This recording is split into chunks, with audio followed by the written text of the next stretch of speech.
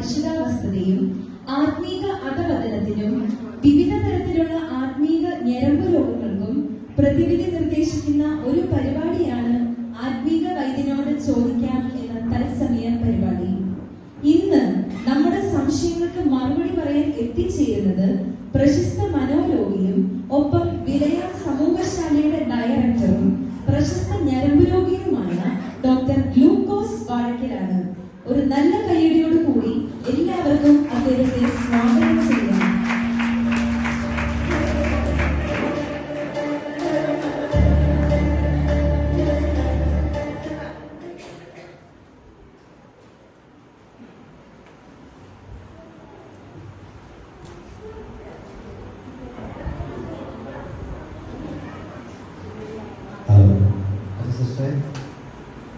നമ്മുടെ ഈ പ്രോഗ്രാമിലേക്ക് എല്ലാവരെയും സ്വാഗതം ചെയ്യുന്നു. അതെ, സിസ്റ്റർക്ക് മനോരോഗമുണ്ടോ? അല്ല, ഇന്ന് 2 പ്രാവശ്യം വീണ്ടും വീണ്ടും എടുത്ത് സ്വാഗതം ചെയ്യുന്നതുപോലെ എനിക്ക് തോന്നി. ഡോക്ടർക്ക് തോന്നിയതായി. എന്തായാലും നമുക്ക് തുടർന്നുള്ള 10 മിനിറ്റ് നിങ്ങളുടെ സംശയങ്ങൾ ബഹുമാനപ്പെട്ട ഡോക്ടറോട് ചോദിക്കാം. നിങ്ങൾ വിളിക്കേണ്ട നമ്പർ 0096522222 0096522222. ഡോക്ടറോട് ചോദിക്കാം എന്ന പരിപാടിയിലേക്ക് നിങ്ങൾക്ക് സബാ ടിവിയുടെ ഡോക്ടറോട് ചോദിക്കാം എന്ന പരിപാടിയിലേക്ക് നിങ്ങൾക്ക് സ്വാഗതം. കുട്ടിക്ക് എന്തെങ്കിലും നിരന്തരമുണ്ടോ? വീണ്ടും വീണ്ടും എന്തെങ്കിലും ഡോക്ടറെ ഞാൻ മറന്നു. ക്ഷമിക്കണം ഡോക്ടർ. ഓക്കെ ഡോക്ടർ, താങ്കളുടെ പ്രവർത്തന രീതികളെ കുറിച്ച് ഒന്ന് വിശദീകരിക്കാമോ? എന്റെ പ്രവർത്തന രീതി എന്ന് പറയുമ്പോൾ പെന്തക്കോസ്ത് ലോകത്താണ് ഞാൻ പ്രവർത്തിക്കുന്നത്. അതിന്റെ ഗവേഷണങ്ങളാണ് ഇപ്പൊ നടന്നുകൊണ്ടിരിക്കുന്നത്. ഈ അടുത്ത കാലത്തായി ആത്മീയ കോളത്തിൽ കണ്ടുവരുന്ന ആത്മീയ ചിന്തയ്ക്കും അതുപോലെ തന്നെ അച്ചടക്ക രാഹിത്യത്തിനും ഗവേഷണം നടത്തിക്കൊണ്ടിരിക്കുന്നു. അതുപോലെ തന്നെ 35 വർഷമായി ഞാൻ അമേരിക്കയിൽ പ്രവർത്തിച്ചു. കൂടാതെ ഇപ്പോൾ ഇന്ത്യയിൽ, കേരളത്തിലാണ് ഞാൻ പ്രവർത്തിക്കുന്നത്. അമേരിക്കയിൽ അടിപൊളിയാണ്, ആളുകൾ അടിപൊളിയാണ്, കുഴപ്പമില്ല. ഇത്രയും കാലത്തെ പ്രവർത്തനങ്ങളിൽ ഡോക്ടർക്ക് സന്തോഷമാണോ അതോ സങ്കടമാണോ? എനിക്ക് സന്തോഷമാണ്, മറ്റുള്ളവർക്ക് സങ്കടവും സന്തോഷവും സന്താപവുമാണ്. അത് ശരിയായിരിക്കും ഡോക്ടർ അല്ലേ? തീർച്ചയായും.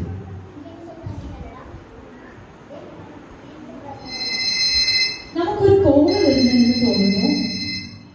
ഹലോ ഹലോ, ഡോക്ടറോട് ചോദിക്കാനെന്ന പരിപാടിയിലേക്ക് നിങ്ങൾക്ക് സ്വാഗതം. പറഞ്ഞോളൂ, നിങ്ങൾ ആരാണ്?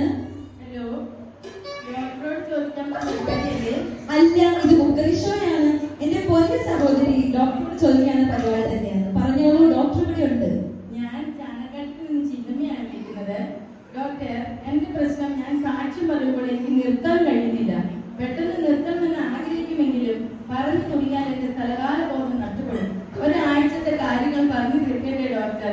എന്നെ കുറ്റം പറയാൻ പറ്റില്ല. മിക്കവാറും എന്റെ സാക്ഷ്യം കഴിയുമ്പോഴും പാസ്റ്റർ ആശീർവാദം പറയും. ഇതുമൂലം ഞാൻ വളരെ മാനസിക വിഷമത്തിലാണ്. ഇതൊരു രോഗമാണോ ഡോക്ടർ? ഇതിന് പ്രതിവിധി മരുന്നും നിർദ്ദേശിക്കാൻ അങ്ങേക്ക് കഴിയുമോ? അതെ, ചാനക്കട്ട ചിന്നമ്മ, ഇതൊരു രോഗം തന്നെയാണ്. ചിന്നമ്മ വൈദ്യശാസ്ത്രത്തിൽ ഇതിന് പറയുന്നത് പക്ഷിമാനിയ നിർത്തില്ലായ്മ എന്നാണ്. അതായത് സാക്ഷ്യം പറഞ്ഞാൽ നിർത്താത്ത സാഹചര്യത്തിന് പറയുന്നു പക്ഷിമാനിയ നിർത്തില്ലായ്മ. അപ്പോൾ ഭയപ്പാടൊന്നുമില്ല. സാധാരണ മിക്ക സഹോദരന്മാരും കണ്ടുവരുന്ന ഒരു അസുഖമാണിത്. കൂടാതെ ചില സഹോദരന്മാരും കണ്ടുവരാറുണ്ട്. എന്നിരുന്നാൽ തന്നെ ഇതിന് മരുന്നുണ്ട്. ഞാൻ പറയുന്ന മരുന്നൊന്ന് ചിന്നമ്മ കുറിച്ചെടുത്തോളൂ. ഗിലയാഡ് മെഡിക്കൽ സ്റ്റോർ അറിയുള്ളൂ. ഞങ്ങളുടെ ഔട്ട്ലെറ്റ് ഈ കിഴിമുറി, പാമ്പാക്കുട, പിറവം ഭാഗത്തൊക്കെ ഉണ്ട്. അപ്പൊ ഗിലയാഡ് മെഡിക്കൽ സ്റ്റോർ ചെല്ലുക. അവിടെ ചെന്നിട്ട് അച്ചടക്കത്തിനുള്ള ടാബ്ലറ്റ് മേടിച്ച് തുടർച്ചയായി 5 ഞായറാഴ്ച രാവിലെ ഉച്ചയ്ക്കും വൈകിട്ട് കഴിക്കണം. അന്ന് പോസിറ്റ് വന്ന് മരുന്ന് കഴിക്കാതിരിക്കരുത്. കൂടാതെ സാമാന്യ മര്യാദക്കുള്ള സിറപ്പ് അത് മേടിച്ച് 3 ഞായറാഴ്ച ഓരോ ടീസ്പൂൺ വീതം രാവിലെ ഉച്ചയ്ക്കും വൈകിട്ടും അതും കഴിക്കണം. ഇതൊക്കെ കഴിച്ചതിന് ശേഷം സഹോദരിക്ക് ഇതിലൊരു മാറ്റവും ഇല്ല എങ്കിൽ സഹോദരിയുടെ അടുത്ത് നിൽക്കുന്ന സഹോദരിയോട് പറയണം, സാക്ഷ്യം പറയുമ്പോൾ സഹോദരിയുടെ സാരിയുടെ തുപ്പി പിടിച്ച് വലിച്ചിരുത്താൻ.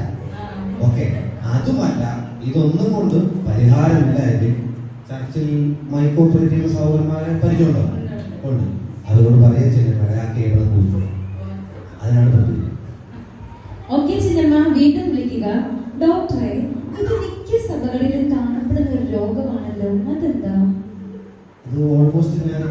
നടത്തിയപ്പോൾ കൂടുതലായി കണ്ടുവരുന്നത് പ്രശ്നമാണ് സ്ത്രീകളിലാണ് കൂടുതൽ കാണുന്നത്. പുരുഷന്മാരിൽ ഉണ്ട്, പക്ഷെ പുരുഷന്മാരിൽ കാണുമ്പോൾ സാക്ഷിമാനെ കഴിഞ്ഞ് പ്രബോധനമാനെ എന്നൊരു ഭാഗത്തേക്ക് കടക്കുന്നത്.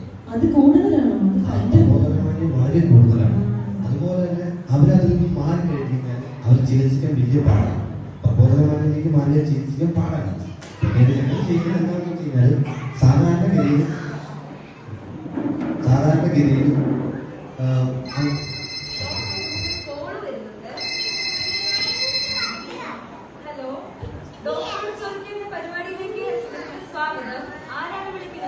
ഹലോ, ഞാൻ നിയമപ്പെട്ടിരിക്കുന്ന ഏരിയത്തിലാണ്. ഡോക്ടറെ, എനിക്ക് പ്രാർത്ഥനയ്ക്ക് ഇരിക്കുമ്പോൾ ദഹനക്കേട് വരുന്നു.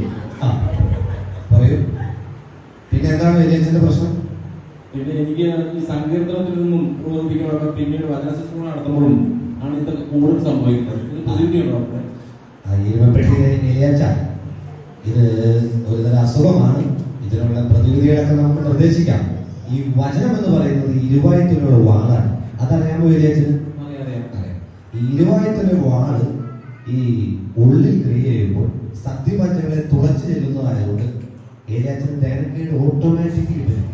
അത് സഭായോഗത്തിനായാലും വരും, കോട്ടജീവിതത്തിനായാലും വരും, ഉപവാസപ്രാർത്ഥനയ്ക്കായാലും വരും. ഓക്കെ, അപ്പോൾ അതുകൊണ്ട് ഏരിയച്ചന് ഞാൻ ഇതിനൊരു പ്രതിവിധി പറഞ്ഞുതരാം. ഇതൊരു മാനസികാവസ്ഥയാണ്, സാരമില്ല, നമുക്ക് ശരിയാക്കാം. അതുപോലെ തന്നെ ഏരിയച്ചന്റെ പ്രശ്നങ്ങളിൽ അതിന് ഏരിയച്ചൻ സ്ഥലമാണെന്ന് പറഞ്ഞ് അവിടെ പ്രതിവിധി പറഞ്ഞുതരാം. ഇതൊരു മാനസികാവസ്ഥയാണ്, സാരമില്ല, നമുക്ക് ശരിയാക്കാം. അതുപോലെ തന്നെ ഏരിയച്ചന്റെ പ്രശ്നങ്ങളിൽ അതിന് ഏരിയച്ചൻ സ്ഥലമാണെന്ന് പറഞ്ഞ് അവിടെ എരുമപ്പാടുകാരെ പശുക്കളിട്ടു. അപ്പോൾ ഞാൻ മരുന്ന് നിർദ്ദേശിക്കാം.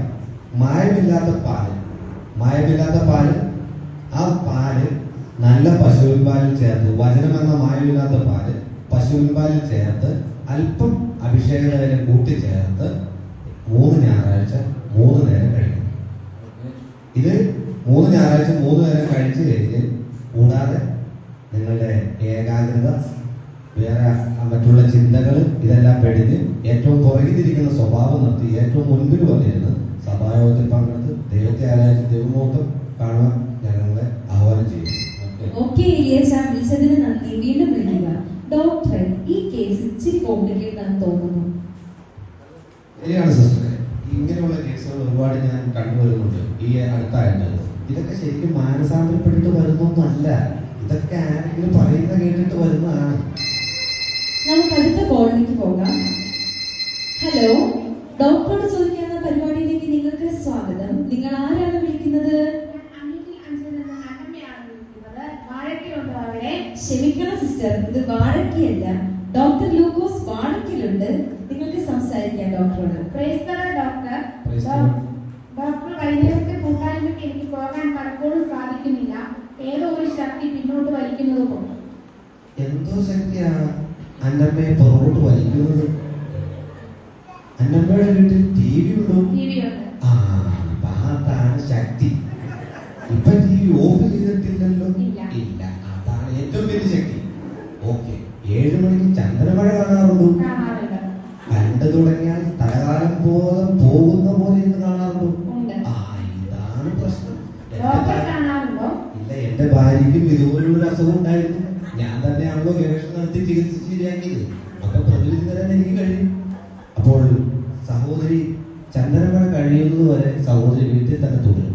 അതിനുശേഷം കൂട്ടായ്മയ്ക്ക് ചെന്നാൽ കൂട്ടായ്മ തീരും. ഇതല്ലേ സഹോദരിയുടെ പ്രശ്നം? ഓക്കെ, അച്ചായനുണ്ട് വീട്ടിൽ? ഉണ്ട്. ആദ്യം ഞാൻ പറയുന്നത് മരുന്നല്ല, ചില പ്രതിവിധികളാണ്. TV വീട്ടിൽ നിന്ന് എടുത്തു മാറ്റി ഏതെങ്കിലും ആർക്കെങ്കിലും നിങ്ങൾക്ക് വെറുതെ ഫ്രീ ആയി കൊടുക്കുക. ഇതല്ല. ഓക്കെ, അതെ അതെ. അതെന്താ ഡോക്ടർ, റേഞ്ച് ഇല്ലെന്ന് തോന്നുന്നത്? അത് റേഞ്ച് ഇല്ലാത്തതല്ല, TV എടുത്ത് കൊടുക്കാൻ മനസ്സില്ലാത്തതുകൊണ്ട്. അതുകൊണ്ടായിരിക്കില്ലേ അവര്. ഡോക്ടറെ, ഈ അസുഖം ഞങ്ങളുടെ സഭയിലെല്ലാം കാണാറുണ്ട്. ഇവിടെ മിക്ക ആൾക്കാർ ഇങ്ങനെ തന്നെയാണ്. അതെന്താ ഡോക്ടർ ഇങ്ങനെ? എന്താ പറയുക സഹോദരി, വീട്ടിൽ TV വെച്ചത് ഒരു ദോഷമൊന്നുമില്ല. ഒരു പാസ്റ്ററും TVക്കെതിരായി സംസാരിക്കാറില്ല. ആവശ്യത്തിന് ആ കാര്യങ്ങളെല്ലാം നമുക്ക് വേണം. ചന്ദ്രമഴ കണ്ടു കഴിഞ്ഞേ നമുക്ക് പ്രാർത്ഥനയ്ക്ക് വരുമെന്ന് പറയുന്നതിന് ഒരു ന്യായവുമില്ല. വേറൊരു കോൾ വരുന്നുണ്ട്. ഹലോ, ഡോക്ടറോട് ചോദിക്കുന്ന പരിപാടിയിലേക്ക് നിങ്ങൾക്ക് സ്വാഗതം. ആരാണ് വിളിക്കുന്നത്? ഞാൻ മാട്ടുപള്ളിന്ന് മത്തായിച്ചാണ് വിളിക്കുന്നത്. ഡോക്ടറോട് ചോദിക്കണം. ഡോക്ടറെ, പറയും മത്തായിച്ച. എനിക്ക് പ്രാർത്ഥനയിരിക്കുമ്പോൾ ഉറക്കം വരുന്നു. ഡ്രമ്മിന്റെ അടികളിൽ ഉറക്കം പോവുക. പ്രാർത്ഥനയ്ക്ക് പോലെ പുസ്തകം തീരെ കുറവുക. ഡ്രമ്മ് കണ്ടുപിടിച്ചവന്റെ കൈ കിട്ടിയാൽ ശരിയാകും. ഞാൻ കണ്ടുപിടിക്കാനായ സ്തോത്രം. ഇങ്ങനെയുള്ള ചില വിശ്വാസികളുടെ ഉറക്കം എടുക്കുന്നുണ്ടല്ലോ. മാട്ടുപ്പെട്ടി മത്തായിച്ച, ഇത് വേറൊന്നുമല്ല, നാഡീപേശി ഡിസോർഡർ ആണ് ഇതിന്റെ പ്രശ്നം. അതായത് നിങ്ങളുടെ നാഡീപേശി ഓർഡറല്ല, അതിന് ഉത്സാഹമില്ലായ്മ. അതായത് ആരാധനയ്ക്ക് പോകാൻ ഉത്സാഹമില്ല, ആരെങ്കിലും തള്ളി വിടുന്ന പോലെ ഒരു ഫീലല്ലേ. അത് മത്തായിച്ചിന് വേറൊന്നുമില്ല. ഇതിന് മെഡിക്കൽ സൈക്കോളജിയിൽ മരുന്നില്ല. ചെറിയ പ്രതിവിധി ഞാൻ പറയാം. അതായത് മത്തായിച്ചിന് ഉറക്കം വരുന്നത് സഭായോഗത്തിനാണോ അതെയോ കോട്ടക്കെട്ടിലാണോ? ഞാൻ ശനിയാഴ്ച താമസിച്ചാണ് കിടക്കുന്നത്. പിന്നെ ഞായറാഴ്ച ആകുമ്പോൾ നല്ല ഉറക്കം വരും. ശനിയാഴ്ച മനഃപൂർവ്വം ഉറങ്ങാത്തല്ലേ? ഞായറാഴ്ച സഭയിൽ പോയി ഇരുന്ന് ഉറങ്ങാൻ വേണ്ടി. അപ്പൊ ഡ്രമ്മ് കണ്ടുപിടിച്ചതുകൊണ്ട് തന്നെ അത് ഉറക്കം നഷ്ടപ്പെടുന്നത്. തീർച്ചയായിട്ടും. ഓക്കെ, അപ്പൊ ഞാൻ പറയുന്ന പോലെ ചെയ്യുക. അതായത് സഹോദരന് ഉറക്കം വരുമ്പോൾ കരം ഉയർത്തി വളരെ ഉച്ചത്തിൽ ഹല്ലേലൂയ സ്തോത്രം പറയുക. അതല്ല, നല്ല കരം ഉയർത്തി നല്ല ഒച്ചയിൽ ഒന്ന് ട്രൈ ചെയ്ത് ഹല്ലേലൂയ പറഞ്ഞു. അങ്ങനെ പറയും. അങ്ങനെ പറയുമ്പോൾ എന്താ ഗുണമെന്ന് വെച്ചാൽ അടുത്തിരുന്ന് ഉറങ്ങുന്ന സഹോദരനും അത് നല്ല അവരെഴുന്നേക്കും. അടുത്തിരുന്ന് ഉറങ്ങുന്ന സഹോദരൻ എഴുന്നേക്കും, ഏരിയാച്ചു എഴുന്നേക്കും. ഓക്കെ, അപ്പൊ എന്താ ഗുണം അറിയാമോ? ഈ ദേവസ്വത്തിൽ ചെല്ലുമ്പോൾ ഏരിയാച്ചിന് പ്രതിഫലം പ്രത്യേകം കിട്ടും. അല്ല, മത്തായിച്ചിന് പ്രതിഫലം പ്രത്യേകം കിട്ടും. അതിന്റെ കാരണം അറിയാമോ? മറ്റുള്ളവരെ ഉണർത്തിയതിന് പ്രത്യേകമായ ദൈവം തരും. മറ്റുള്ളവരെ ഉണർത്തിയതിന് പ്രത്യേകമായ ദൈവം പ്രതിഫലം തരും. ഇതോടുകൂടി മത്തായിച്ചന്റെ ചോദ്യങ്ങൾക്കുള്ള ഓക്കെ മത്തായിച്ച, വിളിച്ചതിന് നന്ദി. ഡോക്ടറെ, ഇതെല്ലാ സഭകളിലും ഒരു പ്രശ്നമാണല്ലോ. ഞാനേ ഒരു കാര്യം പറഞ്ഞുകൊണ്ടിരുന്നപ്പോഴാണ് നമുക്കൊരു കോള് വന്നത്. സ്ത്രീകൾ കാണുന്ന ഒരു സാക്ഷിമാനെ കഴിഞ്ഞ് സഹോദരന്മാരുടെ ഒരു പ്രബോധനമാനി എന്നൊരു അസുഖം വരുന്നു. അത് ഞാൻ പറഞ്ഞല്ലോ. അതെന്താ സംഭവം എന്ന് വെച്ചാൽ, ഈ പ്രബോധനമാനി വന്നു കഴിഞ്ഞ് അമേരിക്കയിൽ ചെയ്ത കാര്യം പറയാം. പ്രബോധനമാനി വന്നു അവരങ്ങോട്ട് മൂർച്ഛിച്ച് കഴിഞ്ഞാൽ ഒരു ചെറിയ കൊച്ചു സഭ കണ്ടുപിടിച്ച് അവരെ ആ സഭയിൽ ഭാഷയാക്കാൻ പോകും. അവര് പ്രബോധിപ്പിച്ചു സാക്ഷികൾക്കൊക്കെ അപ്പൊ പോകും. ഇതൊക്കെയാണ് ഇപ്പോഴത്തെ ഗവേഷണം തന്നെ. ഇതോടുകൂടി സമയം അവസാനിച്ചിരുന്നു. അടുത്തയാഴ്ച മറ്റൊരു അതിഥിയുമായി നമുക്ക് കാണാം.